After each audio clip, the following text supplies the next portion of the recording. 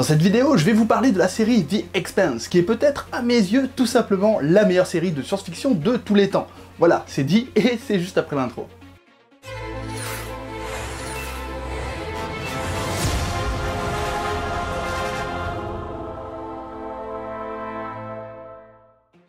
Si vous connaissez déjà l'univers de The Expanse et que vous souhaitez passer directement à l'analyse de la saison 4, rendez-vous au minuteur indiqué.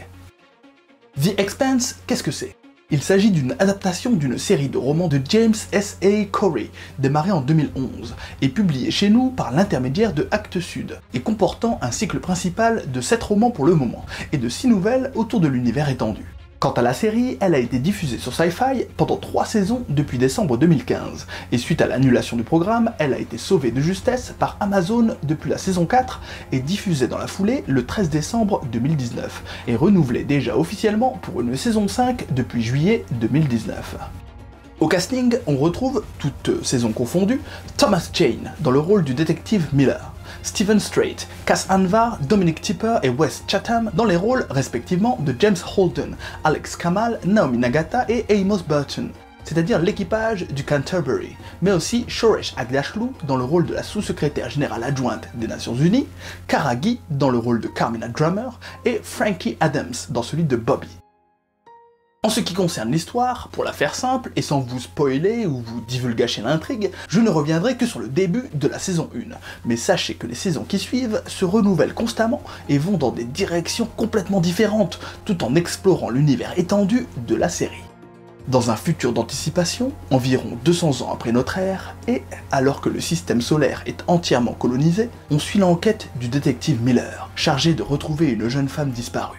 En toile de fond, la tension monte entre les Nations Unies de la Terre, impérialistes, la République du Congrès martien, ultra-militarisée et belliqueuse, et les colonies de la bordure extérieure du système solaire, indépendantistes et souffrant de son exploitation par ses puissants voisins. Et voilà, je n'en dirai pas plus avec ce résumé bien succinct, mais qui, je l'espère, vous aura au moins mis l'eau à la bouche.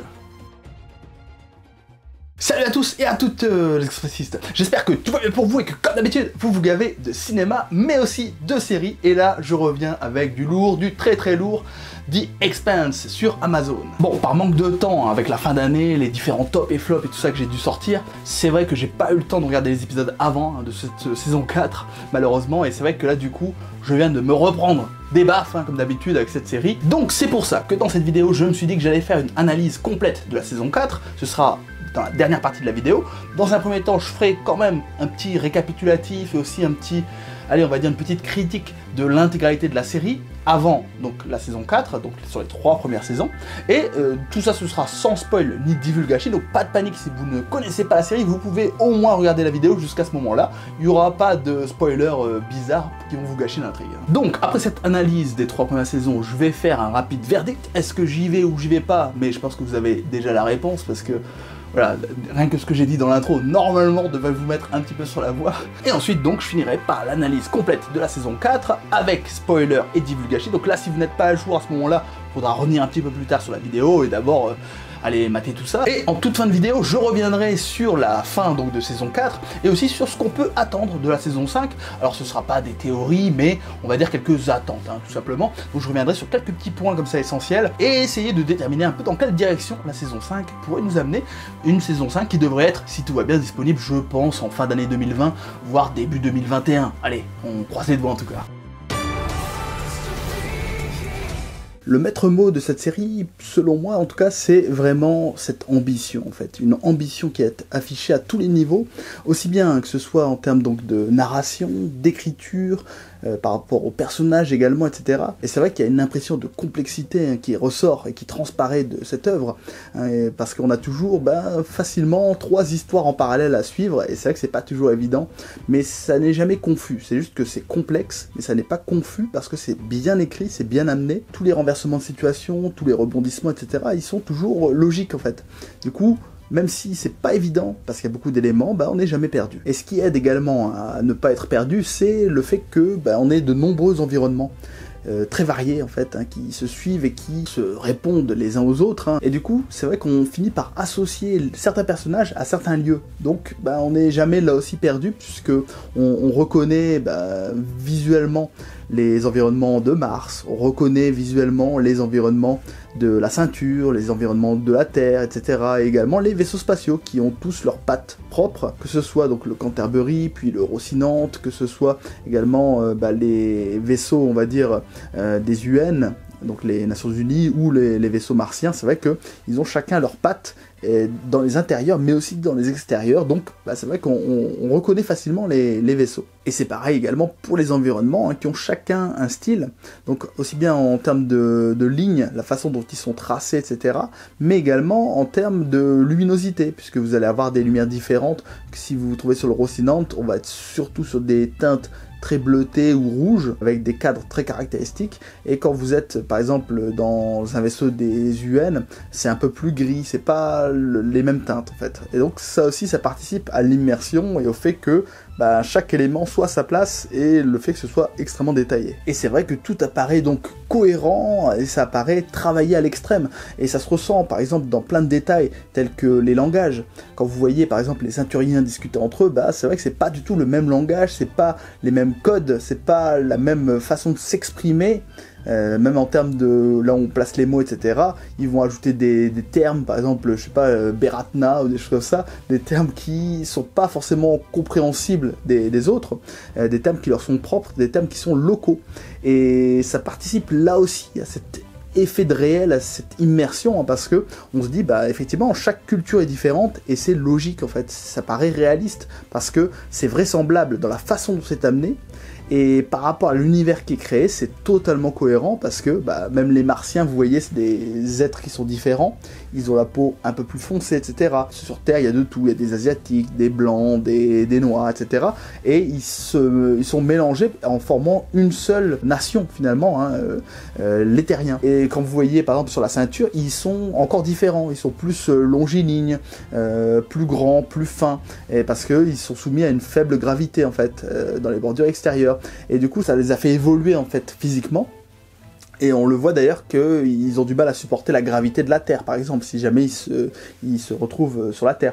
Donc là aussi, en termes de loi de la physique, etc., c'est extrêmement travaillé, c'est très abouti. Pour en finir sur la ceinture, vous voyez aussi à leur apparence, ils ont tous des looks hyper marginaux par rapport à des looks qu'on pourrait trouver sur la Terre, où vous allez avoir des gens avec des tatouages, des choses comme ça, des choses très caractéristiques en fait, qu'on trouve pratiquement et principalement que sur cette bordure extérieure. Et là aussi, ça crée des particularismes qui sont extrêmement détaillés là aussi.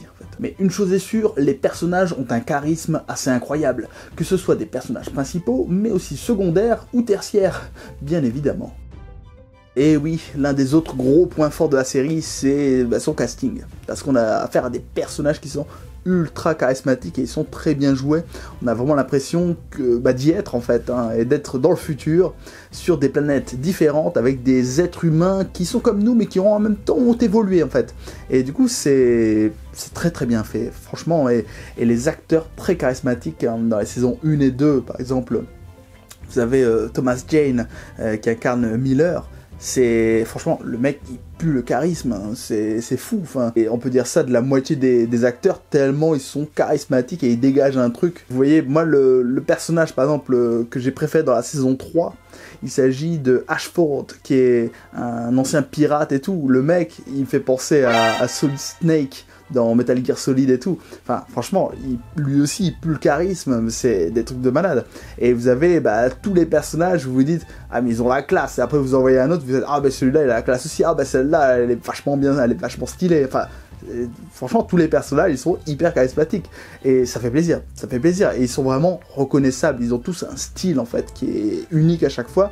Et en même temps, des styles qui correspondent à leur mode de vie, à leur environnement et à leur nation, on va dire, en tout cas à leur faction. Et du coup, on pourrait franchement en faire, vous savez, un jeu vidéo du type STR, donc les jeux de stratégie en temps réel. Et c'est vrai que dans ces jeux-là, vous avez des factions qui sont reconnaissables. Par exemple, si vous jouez à StarCraft, vous avez les Protoss, vous avez les Zerg, et vous avez les humains, enfin les Terrans, et c'est vrai que vous avez des nations avec des particularités. Alors là, on n'a pas des races différentes, mais on a des humains avec vraiment des styles différents et des civilisations, des cultures différentes en fait, et c'est ça qui est extrêmement intéressant. Ça pourrait vraiment donner un jeu vidéo, moi je suis sûr. Mais bon, revenons en tout cas sur les personnages, les acteurs de la série, et c'est vrai qu'on a des acteurs hyper charismatique, et on voit ce travail de la direction d'acteur, que ce soit sur les gestuelles qui sont différentes, les accents, etc., la façon de prononcer certains mots, certaines syllabes et tout. C'est fou, il y a vraiment eu un travail en amont qui est assez palpable et assez incroyable, et qui se retrouve du coup dans ce qu'on a à l'écran, qui nous est proposé, et donc aussi bien au niveau de ce qu'on entend et de ce qu'on voit, et c'est ça qui est très fort. En plus, et ce qui ne gâche rien, la mise en scène pour de la série télé est super ambitieuse là aussi, et vraiment intelligente. Et même si les champs contre champs sont nombreux, on bénéficie de plans spatiaux soignés, d'une photographie incroyable et parfois même d'immenses paysages mettant en valeur le gigantisme des mondes à explorer.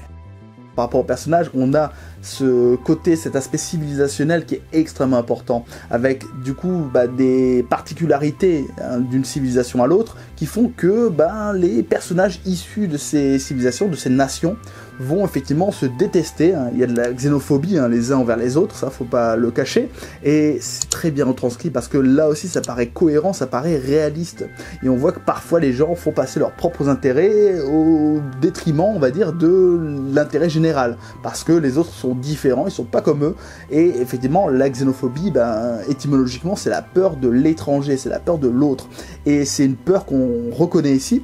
Et ce qui est intéressant du coup, c'est qu'au vu du développement de l'histoire, après ça devient de plus en plus compliqué, parce que il y a un front commun finalement, et c'est ça qui fait que les choses changent petit à petit, parce que il y a un ennemi commun en fait, et ça c'est quelque chose là aussi de très réaliste, c'est quelque chose qu'on peut retrouver dans tout au long de notre histoire, à nous d'ailleurs, le fait que des ennemis d'hier vont s'associer quand ils ont un ennemi commun à affronter en fait, et c'est un peu ce qui se passe dans cette série, et du coup là aussi c'est intelligemment fait. Ça va aborder aussi le fait de trouver sa place, que ce soit au sein d'un équipage, comme le Rocinante, mais ça va aussi aborder le fait de trouver sa place dans l'univers, ou au moins en tout cas dans son système solaire. Et c'est vrai que là aussi, on suit des parcours qui sont individuels, mais de gens qui vivent quelque chose d'historique en fait. Et c'est là aussi où c'est intéressant. Et c'est un questionnement qui, on va dire, est aussi universel. C'est pas propre à cette série en fait. C'est un questionnement qu'on s'est tous posé à un moment. On s'est tous dit, tiens, quelle est ma place sur cette terre, quelle est ma position, qu'est-ce que je dois faire, etc. Quel est mon but, etc. Et c'est vrai qu'on ressent ce sentiment-là parfois avec certains protagonistes. Il y a un autre aspect, également une autre thématique qui est vraiment importante dans cette série, il s'agit de l'aspect politique, parce qu'on voit tout ce qui se passe en coulisses, les tractations, on voit les stratégies qui sont mises en place, on voit également le fait que certains bureaucrates ou technocrates vont décider du sort de millions de gens à distance, et ça aussi c'est passionnant. Si vous aimez les séries politisées, franchement vous allez kiffer ça, parce que c'est une série là aussi qui fait pas dans la dentelle, on voit parfois des décisions qui sont très délicates à prendre, on voit de la manipulation, on voit, et c'est ça aussi qui est cool, d'un côté on va avoir des idéalistes, et d'un autre côté on va avoir des gens plus pragmatiques, disons, voire même opportunistes, ou qui vont pas hésiter à manipuler, etc. Pour le personnage de Erin Wright par exemple, c'est un personnage qui pour ça est excellent, parce que c'est vrai que c'est le politicien, en tout cas l'image du politicien que je me fais, c'est-à-dire un mec, alors ils sont pas tous comme ça bien évidemment, mais en tout cas lui c'est un gars qui est complètement obnubilé par sa carrière personnelle, c'est un gars qui essaie de faire en sorte de voir ses intérêts, et quitte à écraser les autres, à mentir, à voler, enfin c'est vraiment le requin aux dents qui rayent le parquet, voilà. Et donc Erin Wright, pour ça c'est vraiment un personnage en plus très charismatique, et on adore le détester, et quand on voit ce mec on se dit mais quel connard, on adore le détester, et bon, voilà, un très bon personnage là aussi. Et c'est vrai que ce monde politique, on va dire que c'est un peu un miroir de ce qui se passe aussi dans la société, puisqu'on voit que dans toutes les strates de la société, dans toutes les catégories sociales, mais également dans toutes les nations qu'on peut voir dans ce monde de The Expanse, on a toujours les mêmes thématiques, les mêmes sentiments en fait qui vont ressurgir, c'est-à-dire par exemple la rancœur, la cupidité, le manque de reconnaissance, parfois la colère, la haine, etc. Et c'est vrai que ce sont là aussi des sentiments qui sont universels, des sentiments qu'on peut comprendre et qui font que tout apparaît nuancé, que ce soit dans le propos, dans le jeu des acteurs et dans les émotions qui vont transparaître à l'écran, tout est extrêmement nuancé. Et là aussi c'est extrêmement agréable, mais j'ai l'impression de ne pas tarir d'éloges, et bon, c'est un peu lassant de dire que du bien d'une série. Verdict, un incontournable de la science-fiction, tout simplement. C'est ambitieux, aussi bien dans la forme que dans le fond, et même si tout n'est pas parfait, que parfois ça se prend un peu trop au sérieux, que par moments, c'est vrai, ça souffre de quelques longueurs, et de légers manques de rythme, que parfois certains effets spéciaux font un peu cheap. On sent malgré tout un souci du détail impressionnant, et une volonté de proposer une œuvre riche, variée et passionnante. Les acteurs sont exceptionnels, la mise en scène travaillée, et les environnements globalement très réussis. Et ici, la qualité d'écriture est telle que vous n'aurez pratiquement, en tout cas, jamais l'impression d'être pris pour un imbécile devant des facilités scénaristiques honteuses ou paresseuses.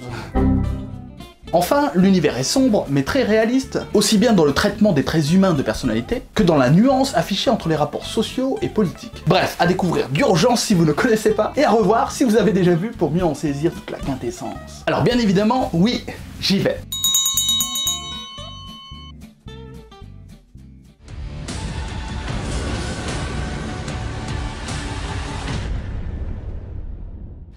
Je vais à présent revenir plus spécifiquement sur la saison 4 de The Expanse, avec une partie donc avec spoiler et divulgation au sujet de cette saison. Je vous invite en tout cas, si ce début de vidéo vous a plu, à liker, à commenter et à partager. Ça permet de soutenir la chaîne et aussi ce type de contenu sur YouTube, et de parler notamment de ce type de série, comme The Expanse, qui passe un petit peu inaperçu on va dire. Je vous en remercie d'avance, et je vous invite également à vous abonner à la chaîne, ainsi qu'aux différents réseaux sociaux de la chaîne, que j'indique quelque part par ici. Donc n'hésitez pas en tout cas, je vous y attends là aussi. Et donc on perd pas de temps, et on poursuit tout de suite cette vidéo.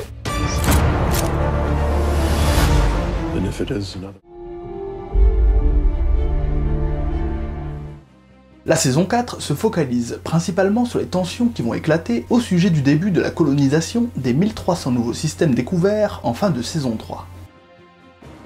Jim Holden et ses partenaires du Rocinante seront envoyés en mission secrète, sous couvert d'arbitrage à la manière des casques bleus actuels de l'ONU, par la nouvelle secrétaire générale des Nations Unies, Christiane Avasarala, sur Ilos New Terra, la première planète en cours de colonisation par deux puissances rivales, issues d'un côté d'une mission officielle terrienne, le RCE, et d'un autre côté de réfugiés apatrides mais originaires de Ganymède, et donc de l'APE, l'Alliance des planètes extérieures. On en saura plus sur l'origine de nos héros, mais aussi sur une ancienne technologie extraterrestre, ainsi que sur la protomolécule. Welcome to New Terra. Enfin, on assistera également au déboire politique de la secrétaire générale sur Terre, à ceux professionnels de Bobby sur Mars, révoqués de l'armée, et à ceux des extérieurs sur le Medina, une station de relais et de surveillance veillant à la cohésion des différentes puissances aux abords de l'anneau géant. Au milieu de ces ramifications complexes, de nouvelles menaces feront leur apparition, mettant en péril l'équilibre, déjà précaire des nations, et même la survie de l'humanité tout entière. Bon, ce qui saute aux yeux quand on regarde cette saison 4, c'est sûr que c'est le saut qualitatif d'un point de vue purement technique. C'est sûr que ça n'a plus rien à voir avec ce qui nous était proposé auparavant. Là, cette fois, on a, alors déjà, rien qu'au niveau du format, on est sur du format 16/9 avec les bandes noires, type cinéma, etc. Et c'est vrai que déjà ça donne un cachet qui est différent. Et puis on voit que la façon dont c'est filmé au niveau du matos, on voit que c'est de meilleure qualité. Ça c'est clair. Le matos, meilleure qualité, meilleures images.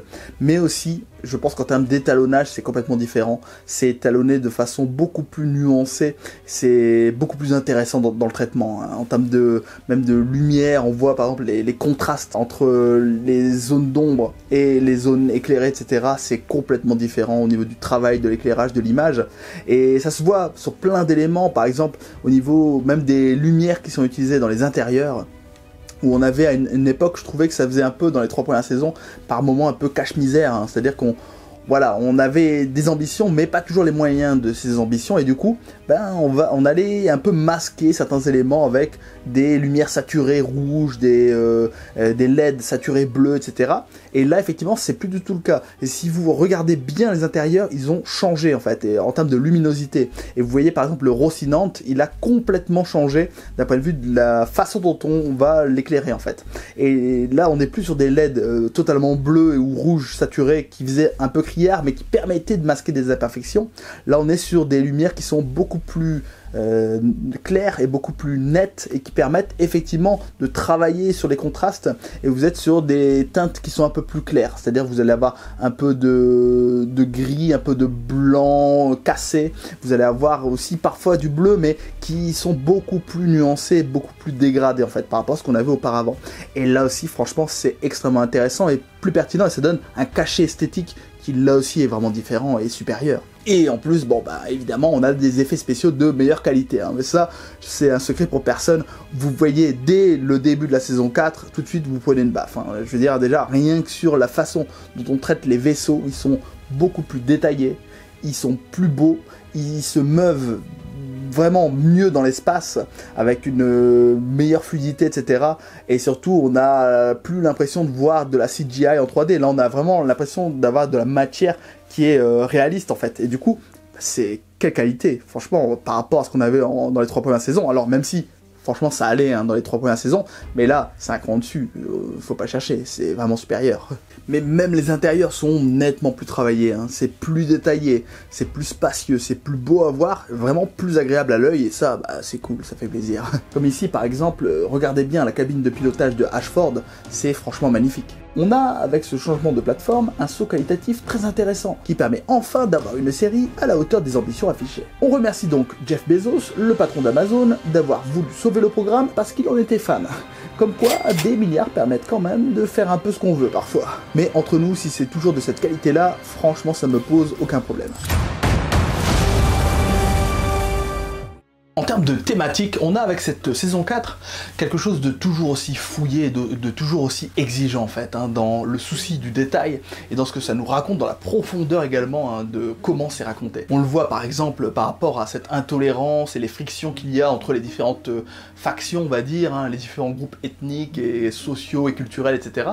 Et c'est vrai que c'est criant de réalisme, hein, cette espèce de xénophobie qui est latente, et puis aussi le fait que certaines factions vont essayer de tirer la couverture à elles, d'autres vont essayer de faire souffrir les autres, etc. Et c'est vrai qu'on a les terriens sur cette configuration qui sont vraiment des gros enfoirés, mais c'est nuancé, parce que même si les terriens, notamment par la personne de Murtry, sont des enfoirés, ben, ils sont quand même nuancés parce que c'est pas tous des enfoirés. Tout comme, ben, forcément, on va dire les apatrides qui étaient ici réfugiés là, de Ganymède, qui sont réfugiés sur Ilos, ben, ce sont des ceinturiens qui sont pas non plus tous tout blancs ou tout noirs. Hein. C'est-à-dire qu'il y en a certains qui sont quand même aussi des enfoirés. On le voit avec ceux qui ont organisé les attaques, etc., meurtrières sur le groupe de terriens qui est arrivé, en fait, avec le RCE. Et c'est vrai que du coup, ben voilà, c'est toujours très nuancé, c'est ça qui est vachement bien dans cette série, c'est que c'est très nuancé, et on n'est pas dans un camp ou dans l'autre, c'est toujours beaucoup plus complexe, et il y a des ramifications très réalistes dans le raisonnement des individus, également dans les interactions, etc. Et je trouve que c'est très subtil et extrêmement juste en fait. Ce que j'ai particulièrement apprécié également, c'est cette sorte de réinsertion, on va dire, la vie d'après, un petit peu pour les militaires martiens. Parce que, bah, effectivement, là on arrive sur Mars dans cette saison, on voit toute la vie quotidienne, hein, par l'intermédiaire notamment de Bobby Draper, qui est effectivement, ben, elle se reconvertit un peu dans ce qu'elle peut dans le civil, parce que malgré ses états de service, malgré ce qu'elle a fait, etc., pour son pays, et également pour le système solaire, on va dire, bah, malgré tout, elle a été, on va dire, entre guillemets, éconduite et virée de l'armée, hein, parce que bah, c'est vrai qu'elle a fait des choses qui, notamment par rapport à son insubordination, n'étaient pas possibles, hein, c'était pas acceptable. Et du coup, c'est vrai que le fait de la voir dans son quotidien, c'est extrêmement intéressant. Alors, moi j'étais un peu mitigé quand même par moments, parce que je me disais, à quoi sert cette intrigue, etc. Elle ne sert vraiment, véritablement qu'à la fin, où là on comprend où il voulait en venir, mais c'est vrai que pendant toute l'intrigue, je me disais, c'est intéressant parce qu'on découvre Mars, etc. On voit cette technologie, on voit que tout était orienté autour de la terraformation d'un côté, mais également autour du militaire. Et c'est vrai que du coup, comme on nous enlève cette terraformation quelque part, puisque la découverte de nouveaux mondes, et ça c'est très bien dit à la fin de saison, ben, on se dit quel est l'intérêt du coup de continuer la terraformation, puisqu'on peut aller explorer des mondes qui sont vierges et qui sont déjà terraformés finalement, puisque c'est des exoplanètes. Voilà, donc des mondes habitables directement en l'état. Donc c'est vrai qu'il y a cette idée-là, et il y a également, ben, qu'est-ce qu'on fait de nos vétérans de guerre? Et ça c'est extrêmement intéressant cette question-là, puisqu'on voit que ben, les militaires ils sont un peu perdus, et ça fait penser, le parallèle il est assez criant je trouve, ces militaires américains notamment au sortir de la guerre du Vietnam qui effectivement se retrouvaient dans la population et là ils étaient plus utiles, ils étaient un peu mis pour certains d'entre eux au banc de la société, etc. Et du coup là ça nous pose des questions et on se dit qu'est-ce qu'on fait des militaires, surtout dans un monde tel que Mars, qui nous est décrit un monde qui est au départ extrêmement militarisé. Du coup c'est vrai qu'à partir du moment où on est en période de paix, cette surmilitarisation elle n'est plus utile. Je trouve que le questionnement est plutôt bien retranscrit dans cette série, notamment dans cette saison 4, et qu'on a certaines réponses assez intéressantes, et notamment par rapport au personnage de Bobby Draper. Et pas qu'à travers elle d'ailleurs, puisqu'on a aussi le mec qu'elle fréquente, on a aussi d'autres soldats, etc., des vétérans qui vont commencer à effectuer des actions parfois douteuses, parce que le chômage est endémique dans ce monde-là maintenant, alors que ça n'était pas le cas auparavant. Draper le dit d'ailleurs à un moment, elle dit bien que elle n'avait jamais vu qu'il y avait du chômage auparavant, puisqu'il n'y en avait pas, on était en temps de guerre. Et c'est vrai que là, en temps de paix, effectivement, le chômage peut arriver, comme c'est montré ici, encore une nouvelle fois, avec justesse dans cette saison 4.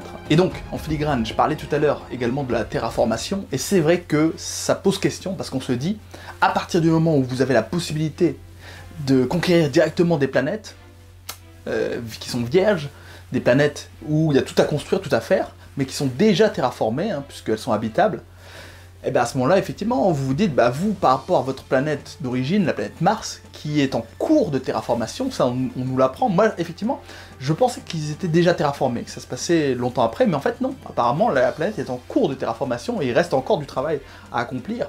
Et c'est vrai qu'on le voit par rapport aux intérieurs, où on a l'impression d'être dans des studios, en fait, sur Mars, puisque tout est recouvert, etc. Et ce qui est tout à fait logique, s'ils sont en cours de terraformation, ça signifie que l'atmosphère n'est normalement pas encore respirable et que c'est pas encore habitable en surface. Bon. Et du coup, c'est vrai qu'on se dit, quel est l'intérêt à ce moment-là de faire les efforts qui sont extrêmement coûteux en termes de ressources, d'énergie, de temps aussi, et d'argent, plutôt que d'aller directement sur des planètes habitables, puisqu'il suffit de prendre des vaisseaux, de prendre son matos, et hop, on va sur les planètes, puisque c'est accessible, en fait, puisqu'on a la cartographie des planètes grâce à l'anneau.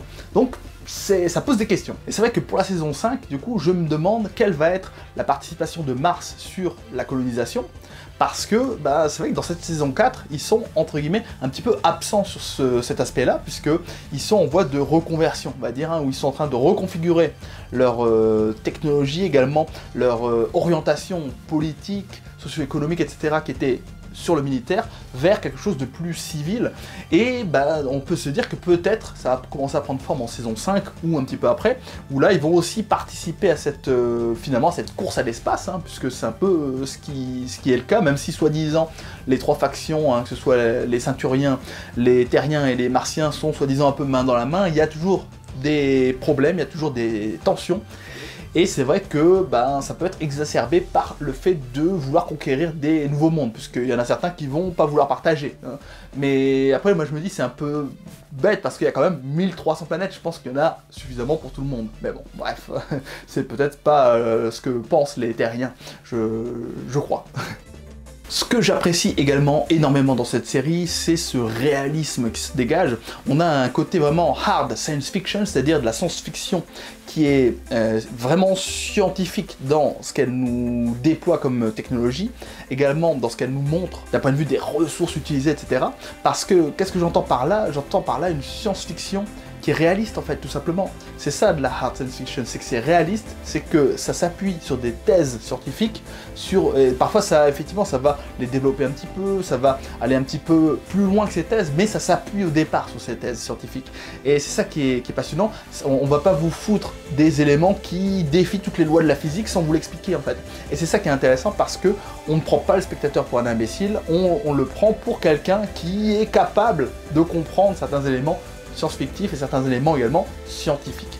Et ce qui est très très juste aussi dans cette série, c'est que ça n'est pas que réaliste et que scientifique, il y a des éléments qui vont dépasser un petit peu, qui vont un peu transcender cette science, et notamment avec des éléments comme la protomolécule, qui là aussi s'appuient sur des éléments scientifiques, des éléments techniques qui peuvent être explicables, on va dire, ou qui peuvent expliquer en tout cas théoriquement la protomolécule, et on va en faire quelque chose de patent, quelque chose de crédible dans sa construction, dans la narration en fait de la série, et rien que pour ça c'est passionnant, parce qu'on sent un souci réel de l'écriture, un souci du détail, parce que c'est issu tout simplement d'une série de romans de qualité. Une série de romans qui d'ailleurs a reçu plusieurs prix et qui a été souvent nominée dans différentes catégories de récompenses, etc. Donc voilà, on sent la qualité et franchement, ça fait bien plaisir. Jesus Christ. Cette saison 4 apporte quand même son lot de nouveautés, c'est pas que des repompés de ce qu'on a vu précédemment, même si on est beaucoup sur les inquiétudes autour de la protomolécule, etc. On explore quand même des nouvelles planètes, et on découvre la planète Mars par exemple, avec le quotidien de cette planète, et c'est vrai que c'est très intéressant parce qu'on voit un mode de vie qui est complètement différent du mode de vie terrien. On voit également ce côté très sombre, très ordonné, très travailleur, etc., très respectueux des martiens, etc. Et franchement, là aussi, c'est vraiment cool de voir ça, avec le quotidien notamment de Bobby Draper.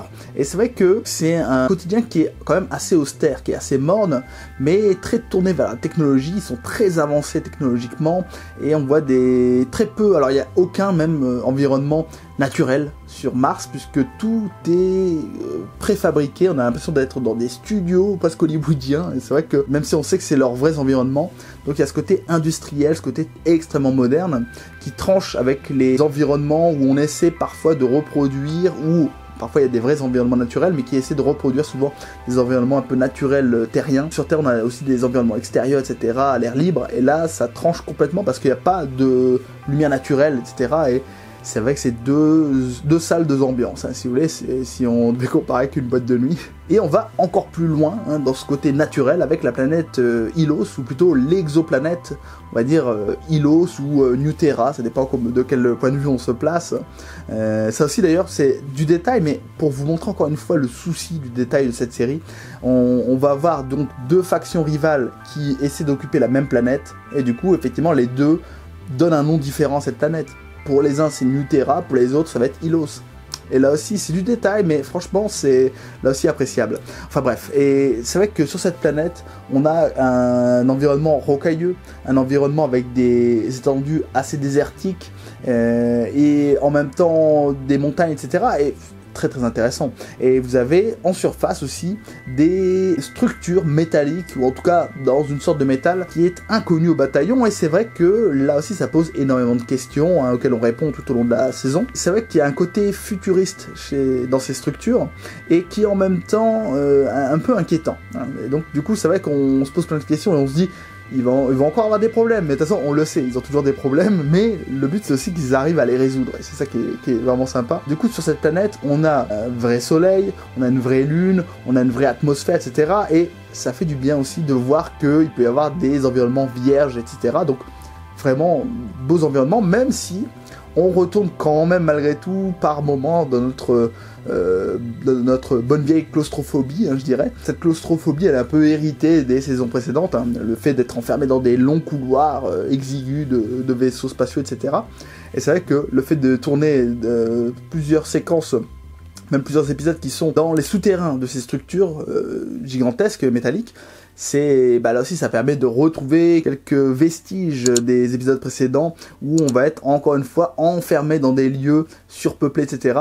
Et là aussi la série joue toujours sur cette différence de contraste sur la façon dont on va vivre les événements en étant confiné, et la façon dont on va les vivre en étant en liberté, dans des lieux en tout cas, des espaces ouverts. C'est vrai que là aussi c'est plutôt bien géré par cette série, même si c'est vrai, il faut bien dire la vérité, c'est que les longs couloirs de vaisseaux, c'est ce qui donne vraiment un cachet science-fictif généralement aux œuvres, parce que quand on pense science-fiction, on pense vaisseaux spatiaux, et dans les vaisseaux spatiaux, on pense long couloir à la Star Wars, ou des trucs comme ça, donc c'est vrai que là aussi c'est logique en fait. Dans cette saison 4, on a aussi un lot de nouveaux personnages. Alors je vais pas revenir sur tous les persos parce qu'il y en a beaucoup quand même, et c'est vrai que sinon la vidéo va faire 3 heures, parce que là je pense qu'elle doit être déjà assez longue, mais bon, bref, après on s'en fout, si on aime, on en parle, c'est tout, c'est pas grave, si vous aimez, voilà, ça permet aussi d'en discuter. Et comme je vous disais d'ailleurs, c'est vrai que sur YouTube, j'ai pas vu beaucoup de vidéos autour de The Expanse, ce qui est dommage parce que c'est vraiment une série qualitative, et donc ça doit beaucoup quand même à son univers, mais aussi à ses personnages. Et là dans cette saison 4, on a plusieurs personnages qui sont là aussi assez intrigants. Alors avec des niveaux, on va dire, hétérogènes, hein, parce qu'il y a certains personnages, moi honnêtement je peux pas les encadrer, mais je vais revenir un peu sur les personnages que je peux vraiment encadrer, ou que je peux pas encadrer, mais que je trouve vraiment charismatiques et qui apportent quelque chose. Et je vais revenir notamment, par exemple, sur le personnage de Meurtri. Alors Meurtri, ça me fait marrer, parce que rien que son nom, en fait, mais eux ils peuvent pas le savoir, parce que c'est en français, du coup, mais Meurtri, bah, meurtri, quoi, les meurtrissures, meurtri, bah, et c'est un psychopathe qui a envie de tuer des gens, donc un meurtrier, donc c'est... Ça me fait marrer, rien que d'avoir vu son nom la première fois, je suis ah là là, il est con. Ouais, mais ils le savent pas, hein, forcément. Mais bon, bref. Mais en tout cas, Meurtri, je trouve que c'est un personnage qui est extrêmement intéressant. Alors, évidemment, il est un peu cliché, il est un peu caricatural, hein, c'est le méchant troufion, badass, voilà, qui... alors, j'ai pas envie de dire qu'il n'y a pas de cervelle, parce qu'il a de la cervelle, justement.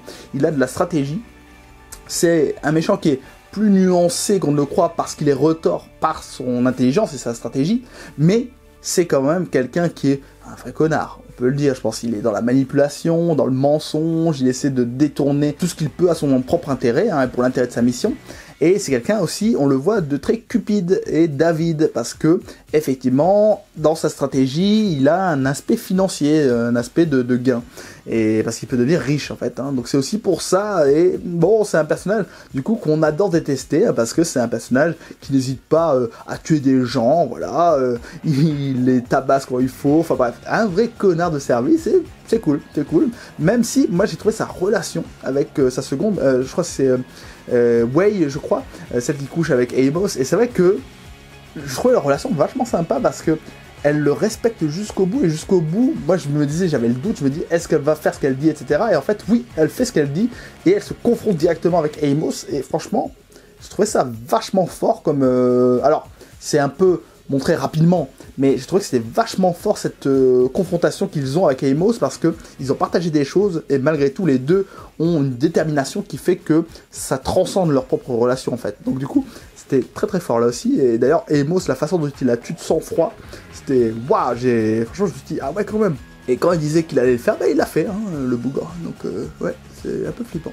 D'ailleurs, en parlant de Meurtri, en fait, j'ai vu là cette saison que début 2020, et du coup, c'est vrai que si j'avais vu cette saison l'année dernière, j'aurais placé, je pense, Meurtri dans mon top des persos les plus énervants de l'année 2019, hein, un petit top que j'avais fait pour rigoler et qui est disponible sur la chaîne, donc n'hésitez pas à aller voir ce top, d'ailleurs ça vous fera marrer je pense, parce qu'il aurait franchement sa place, hein, vu toutes les saloperies qu'il fait, pas mal. Je vais revenir un petit peu sur le cas de notre ami James Holden, alias Jim, puisque Jim c'est le diminutif de James, hein, pour les gens qui se posent la question, et c'est vrai que j'ai trouvé, alors, si vous suivez Game of Thrones, vous allez comprendre pourquoi je dis ça, mais j'ai trouvé qu'il avait un côté Jon Snow, mais de plus en plus appuyé au fur et à mesure des saisons, en fait, mais le Jon Snow qu'on n'aime pas forcément, c'est-à-dire le Jon Snow des dernières saisons, en fait. C'est celui des premières saisons on kiffait ce personnage, mais après, de moins en moins, je pense. Et c'est vrai que Jim, moi, il m'a saoulé un petit peu, en fait. Il m'a saoulé un petit peu parce que il a vraiment une manie de vouloir aider tout le monde tout le temps. Bon, ça fait partie de son ADN, mais là, c'est un peu trop. C'est encore pire, presque, que la Pasteur, hein, qu'on avait vu dans la saison 2 et 3. Volgovina, enfin, je sais plus, Volgograd, enfin, je sais plus son nom, Volgograd, c'est une ville. Et... et c'est vrai qu'elle aussi, elle voulait tout le temps aider tout le monde et tout. Elle devenait un peu pénible, même si elle jouait très très bien son rôle, mais elle devenait un petit peu pénible, malgré tout. Et du coup, James, il dégage un peu ça, c'est-à-dire qu'à un moment donné, on a envie de lui dire, bah, allez bonhomme, pense aussi un peu à ta gueule, parce qu'à un moment donné, tu fais les efforts pour tout le monde, et tout le monde n'a rien à foutre de toi. C'est relou, quoi. C'est tellement triste. Mais ses efforts payent toujours quand même, parce que le gars, il est toujours dans des situations de merde, et il s'en sort toujours, en fait, hein, il s'en sort toujours, et il arrive à faire en sorte que la majorité des gens s'en sortent. Donc c'est quand même un chic type, quoi. C'est vraiment c'est le brave type, c'est le bon pote, en fait, hein. Donc malgré tout, c'est vrai qu'on aimerait toujours tous avoir un Jim Holden dans les parages, parce que on sait qu'il va nous aider quand on est dans la merde. Donc ça, c'est cool. Alors après, moi, il y a un personnage, j'étais un peu triste quand même de son sort, c'est le personnage de Ashford.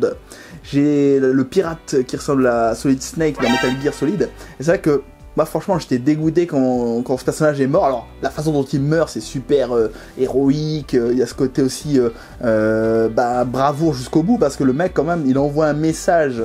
Je reviendrai d'ailleurs là-dessus juste après, dans la fin de cette vidéo, où je reviendrai un petit peu sur les éléments finaux de l'intrigue, par rapport à une saison éventuelle, saison 5, enfin, c'est pas éventuel, il y aura une saison 5, et du coup, c'est vrai que ce personnage, j'étais dégoûté quand même, parce que c'est un personnage qui était hyper charismatique, et qui était vachement nuancé, même s'il avait viré un peu bizarrement dans la saison 3, fin de saison 3, où d'un coup c'était devenu un connard un peu sans cervelle, on sait pas pourquoi d'un coup il avait vrillé un peu bizarrement, mais bon, mais bref, mais enfin il avait ses raisons malgré tout, voilà, mais globalement je trouve que c'est un personnage qui était extrêmement nuancé, hyper charismatique, et un personnage qui était touchant, même si finalement on savait pas trop de son passé, on savait que c'était un pirate, etc. Mais il avait, je trouvais, certaines valeurs, et du coup c'était un personnage dans lequel moi je me reconnaissais un peu en fait, du coup, par rapport à ses valeurs, etc. Et du coup, c'est vrai que j'ai eu un petit pincement quand même de perdre ce personnage qui était extrêmement charismatique en fait, et du coup, la façon dont il meurt, un peu dégoûté.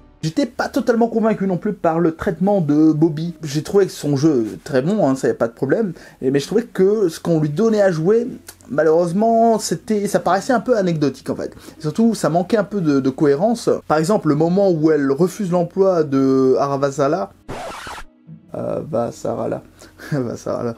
Par exemple, le moment où elle refuse l'emploi de Avasarala, je trouvais que c'était pas logique, parce que juste après, elle va accepter l'emploi d'un mec un peu obscur et un peu louche. Ok, il est martien, mais quand même, alors que juste avant, elle a refusé l'emploi avec Avasarala. Donc, je sais pas, je trouvais ça un peu bizarre. Pour au final l'accepter, même si là, elle a plus de raisons de l'accepter, etc. Mais je trouvais que c'était un peu dommage. C'était un peu téléphoné, légèrement téléphoné. Donc, voilà, c'est pas une facilité scénaristique, mais c'est un peu téléphoné malgré tout. Mais malgré tout, bon, le fait qu'elle défonce des gueules, ça j'ai beaucoup aimé quand même. J'ai bien aimé le traitement de Amos, je trouvais qu'on en apprenait un peu plus sur son traumatisme, etc. J'ai bien aimé aussi sa relation avec Wei. Bon, le gars il tire son coup, c'est plutôt cool pour lui, et puis on voit quand même que malgré tout, il garde sa ligne de conduite, c'est un mec qui est intègre finalement, parce que il ment pas en fait, et il fait les choses qu'il dit, donc voilà, le gars franchement il est bien développé je trouve. Ah oui, le nom de la pasteur c'est Volovodov, voilà, j'ai dû regarder quand même. Sinon j'ai trouvé ça aussi un peu bizarre, hein, que certains personnages disparaissent comme ça, hein, c'est-à-dire, alors ils disparaissent pas totalement, mais on les voit beaucoup moins d'un coup en fait, hein. Par exemple le personnage de Fred Johnson, c'est un personnage qui apparaissait un peu, alors pas central, mais en tout cas dans les premières saisons on le voyait pas mal, et d'un coup il disparaît alors qu'on en parle régulièrement en fait, c'est surtout ça, c'est-à-dire qu'à la rigueur si on n'en parlait pas, bon bah c'est tout, mais là on en parle, il est quand même très souvent cité, et on le voit très peu, alors d'un coup, et je sais pas pourquoi en fait, et après il réapparaît un petit peu au cours de la saison 4, bon bah c'est tout, et je suis un peu déçu aussi qu'on se soit débarrassé de certains personnages, alors c'est tout à fait normal par rapport à la narration, hein. Par exemple qu'on se soit débarrassé de Jules Pierre Mao, ou qu'on se soit débarrassé aussi de Erin Wright, mais c'était des personnages hyper charismatiques, et bon, c'est vrai qu'on a eu que meurtri là dans cette saison, donc c'était un peu dommage, bon, et on a eu quand même le retour de Miller. Bon, ça c'est assez cool quoi, enfin le retour, on l'avait eu quand même en saison 3, mais je veux dire, le fait de le voir ici, en saison 4, toujours avec un rôle, alors qu'il a été un peu plus conséquent, parce que malgré tout, il n'était pas que dans son rôle stéréotypé, là il était un peu plus, lui, il pouvait un peu plus se lâcher, et du coup c'était cool, franchement, de le voir former ce duo, hein, de nouveau, avec Holden, et c'est vrai que c'était cool. Et sinon, bah, la pasteur, du coup, hein, dont je parlais tout à l'heure, donc Volovodov, et c'est vrai que, bah, elle, je sais pas, son personnage était un peu mitigé, c'est-à-dire qu'elle le jouait vachement bien, mais bon, au bout d'un moment, ce personnage était un peu répétitif, toujours à dire oui, essaie d'aider tout le monde et tout, mais à un moment, elle m'a un peu gonflé en saison 3, et c'est vrai qu'elle disparaît, mais d'un coup, hein, franchement, elle disparaît d'un coup, et c'est vrai que c'était un peu pas totalement explicable. Alors après, on se dit, bah, y a des gens, ils disparaissent dans la nature, bon, bah c'est tout. Bon, par contre, on a l'introduction d'un personnage, hein, celui de Marco Inaros. Alors, on en entend parler pendant un moment, et on sait, hein, on le comprend assez rapidement, hein, je crois, en saison 3, si je dis pas de bêtises, que c'est l'ex de Naomi Nagata, et c'est vrai que ils ont un enfant ensemble, hein, le Philippe Inaros, et c'est vrai que on se dit, bah, à quoi va ressembler ce mec et tout, et il arrive, et c'est vrai qu'il a quand même un certain charisme, je trouve, il a une vraie présence, une vraie prestance, et en même temps, moi, dans son écriture, dans son rôle, alors, je suis un peu mitigé, on a vraiment l'impression d'un mec qui n'écoute rien et qui a son idée en tête. Alors, quelqu'un de très intelligent, parce que vu le plan qu'il a échafaudé, franchement, il fallait quand même y penser et tout, il a vraiment élaboré plein de trucs et tout, c'est un côté très manipulateur. Maintenant, c'est vrai que je ne sais pas, en fait, je suis un peu mitigé, j'attends de voir par rapport à la saison 5, parce qu'à mon avis, il va être largement développé, on va le voir davantage. Surtout qu'il y a des personnages qui disparaissent, hein, puisqu'il élimine Ashford, enfoiré. Et c'est vrai que du coup, ben, ce personnage, il va être épaulé donc, de son fils, on le voit, Philippe, et je me demande vraiment ce que ça va donner. Je vais en reparler juste après, dans la partie où je parlerai vraiment des projections futures. Pour l'instant, je suis un peu mitigé par rapport à son rôle, parce qu'il est peut-être un peu trop dans l'ombre, alors qu'il a mené énormément d'actions pendant toute la saison, finalement, puisque c'est des actions qu'on ne voit pas. Donc c'était peut-être pour préserver ce mystère, ce côté, voilà. Mais assez rapidement, on sait que c'est lui, puisque c'était logique, en fait, quand on réfléchit bien, pendant toute la saison, on se dit, bah oui, mais on nous parle de lui, on comprend pas pourquoi on voit les actions sur Mars avec Bobby, parce que, honnêtement, quand on était sur Mars, moi je me disais, ça sert à rien les scènes qu'on voit, en fait. Mais, après je me suis dit, bah oui, si ça sert à rien, qu'on ne sait pas qui est le commanditaire des vols, etc., et qu'il y a quelque chose de supérieur, bah, je me suis dit, le seul qui a les moyens financiers de le faire, et les moyens même logistiques, etc., de coordonner le truc, bah, c'est Inaros. Donc, bah, à ce moment-là, moi, c'était évident que c'était lui, en fait. Donc, bon, après, vous allez me dire, c'est toujours plus facile de dire après, mais bon, voilà, c'est parce que vous m'avez pas vu en train de regarder, mais quand je regardais, je me disais déjà ça, hein, vraiment. Par contre, moi, franchement, je pensais que Ashford était le père de Marco Inaros. Parce qu'il y a un moment, il y a cette scène où on voit Ashford avec un bébé, alors dans un enregistrement où on voit qu'il est un peu plus jeune, etc. Et du coup, avec ce bébé, moi, je me disais, ça peut être Marco, mais bon, finalement, au moment où il l'exécute, il n'y a rien qui le prouve, ils ne en parlent pas, ils disent rien là-dessus, donc bon, malgré tout, je me dis que c'est possible, ils disent pas le contraire, mais il n'y a rien qui va dans ce sens au final, donc c'est dommage, peut-être qu'on aura une révélation supplémentaire par la suite, et on comprendra que c'était lui le père et tout, mais bon, en plus en termes d'âge, je trouvais que ça correspondait, que c'était possible, donc j'étais un peu déçu de ça, je pensais avoir raison, mais bon, apparemment j'ai eu tort. Bon, faut savoir aussi le reconnaître, hein.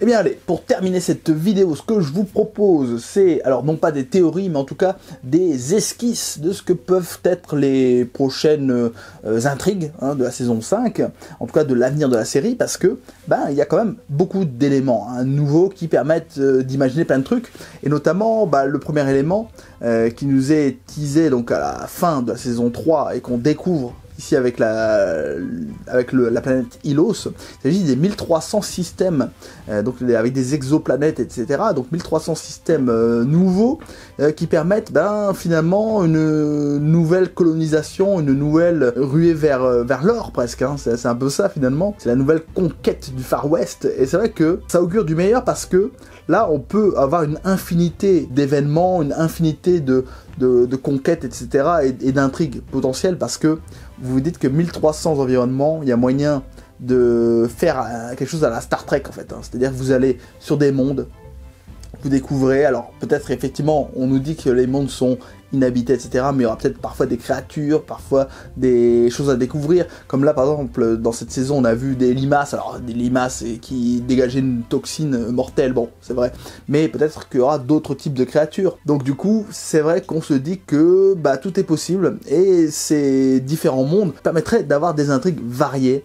Et ça c'est cool, avec notamment donc des espèces, même on peut le penser humanoïdes, peut-être même qu'on va découvrir aussi des traces des anciennes civilisations qui se sont a priori affrontées dans le passé. Donc ça peut être extrêmement intéressant là aussi. On a aussi pas mal d'événements hein, dans les planètes ou dans le système qu'on connaît déjà hein, depuis le départ, puisque avec l'attaque de Inaros, faut voir si elle aboutit cette attaque, puisque avec l'exécution de Ashford, on voit qu'il arrive à transmettre un message, puisque le message apparaît bien transmis, etc.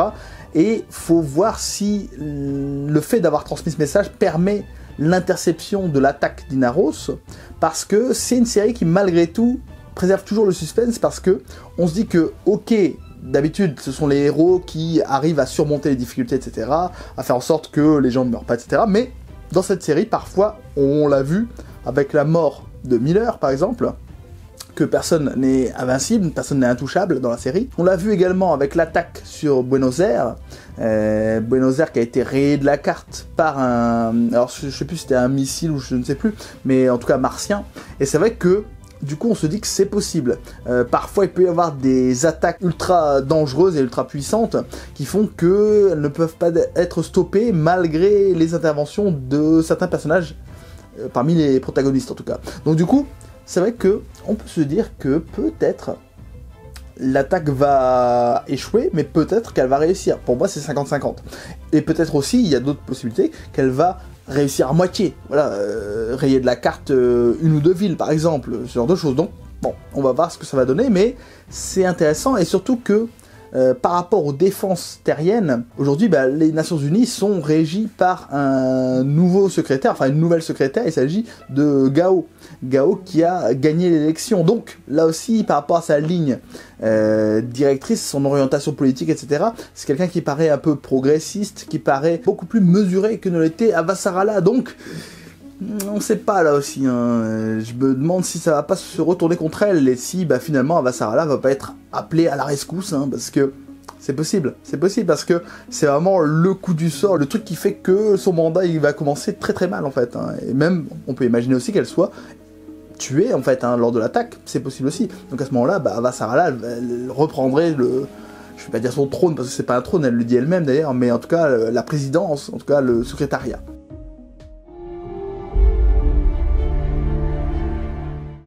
En tout cas, ce The Expanse est promis, je pense, à un bel avenir parce que, effectivement, avec la protection de Jeff Bezos, bon, a priori, d'un point de vue financier, d'un point de vue de sa narration, etc., je pense que l'histoire va aller jusqu'au bout, puisque maintenant, normalement, il n'y a pas de problème. Jeff Bezos est fan de la série, donc c'est bon, il paye, il n'y a pas de problème.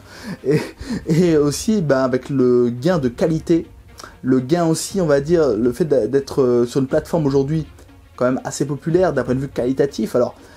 Tout le monde se dit pas, je vais regarder une série, tiens, je vais regarder Amazon. Non, c'est pas encore rentré dans les mœurs, on va dire. Mais pour les gens qui apprécient les séries, qui apprécient certains films, etc., Amazon, ça commence à devenir quelque chose d'intéressant et vraiment une belle alternative, notamment à Netflix, parce qu'on n'est pas sur de la quantité, mais on est vraiment sur de la qualité. Alors, c'est hétérogène, hein, tout n'est pas forcément qualitatif, mais globalement, il y a beaucoup de programmes qualitatifs, je trouve, sur cette série, et c'est vrai que ici, on en a encore une fois la preuve, parce qu'ici, effectivement, ils ont bien repris le flambeau. On aurait pu se dire, tiens, on quitte une chaîne pour une autre, ça peut être une catastrophe, et non, en fait, c'était très très bien fait, c'est toujours respectueux de l'univers d'origine, on est dans le prolongement, et en même temps dans quelque chose de supérieur d'un point de vue esthétique, parce que vraiment d'un point de vue des effets spéciaux c'est juste énorme, le saut qualitatif il est dingue, les effets spéciaux sont retravaillés, sont supérieurs, les environnements plus détaillés, même j'ai envie de dire les costumes, l'ambiance générale, etc. c'est nettement plus travaillé, les intérieurs des vaisseaux sont magnifiques, donc franchement c'est une série qui a encore gagné en qualité.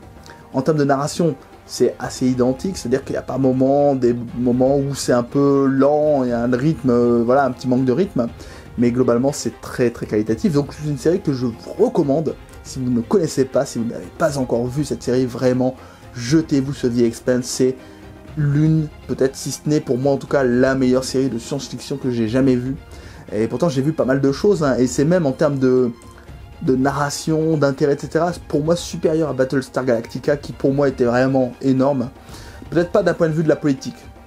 D'un point de vue de la politique, quand même, ça reste supérieur, je pense, Battlestar Galactica, mais d'un point de vue de l'intérêt, en fait, hein, l'attachement au personnage, c'est quand même énorme. Un jour, je ferai peut-être une vidéo, d'ailleurs, sur Battlestar Galactica. Dites-moi si vous voulez une vidéo sur Battlestar Galactica, je ferai à ce moment-là une vidéo sur Battlestar Galactica. N'hésitez pas, en tout cas. Mais dans tous les cas, vous pouvez compter sur moi pour parler de la saison 5 de The Expanse quand elle arrivera, parce que c'est une série vraiment ultra qualitative et je kiffe. Donc voilà, donc j'en parlerai. Écoutez, c'est tout pour moi pour cette longue vidéo. J'espère qu'elle vous aura intéressé. En tout cas, n'hésitez pas à liker, à commenter et à partager si c'est le cas. Et également à me faire part de vos suggestions et de vos analyses personnelles, hein, sur la série, sur la saison 4, etc. J'ai pas pu tout aborder parce qu'il y a vraiment trop de choses à dire. Mais j'ai essayé d'aborder certains points, en tout cas, certains angles qui m'ont semblé pertinents. Donc n'hésitez pas, en tout cas, à débattre entre vous dans les commentaires, mais aussi avec moi. J'essaierai de mettre un peu mon mon grain de sel, voilà, si vous le permettez. Je vous remercie pour tout, je vous invite à vous abonner à la chaîne également, et ainsi qu'aux différents réseaux sociaux de la chaîne, que je vais indiquer quelque part par ici, hein, donc n'hésitez pas en tout cas. Et si vous souhaitez poursuivre sur la chaîne avec des vidéos orientées science-fiction, j'avais fait une critique sur Star Trek Discovery, saison 1 et saison 2. J'ai fait aussi une critique sur Star Wars et sur d'autres films et séries de science-fiction, donc n'hésitez pas à aller jeter un petit coup d'œil si ça vous intéresse. Voilà, je vous remercie pour tout et je vous dis à très bientôt et surtout, allez voir des films et des séries et à très vite. Ciao les extracistes. Si vous avez aimé cette vidéo, ou que vous avez trouvé cet avis utile et que vous en souhaitez d'autres, le pouce bleu en bas de la vidéo est fait pour cela. Et abonnez-vous à la chaîne si vous ne voulez pas rater les prochaines vidéos. Merci à tous les expressistes et à bientôt pour un nouvel avis Ciné Express. J'y vais pas.